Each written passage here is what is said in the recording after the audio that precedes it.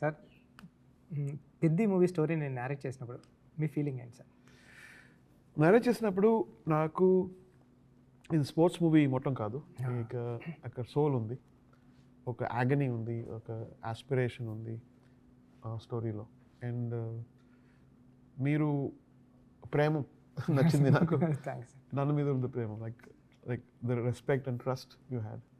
And then నేను అడిగాను కదా ఏ మ్యూజిక్ నచ్చింది. అవును సార్, అవును. సో మీరు ఒక్క మ్యూజిక్ కూడా చెప్పలేదు, లైక్ ఓల్డ్ మ్యూజిక్, సార్ అన్ని న్యూ మ్యూజిక్ చెప్పారు.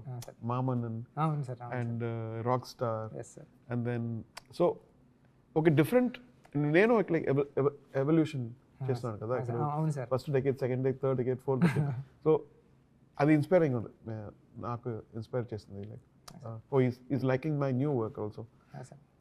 లేకపోతే రోజా బాగుంది, యూనో బాంబే బాగుంది, అది okay, of course it become classics.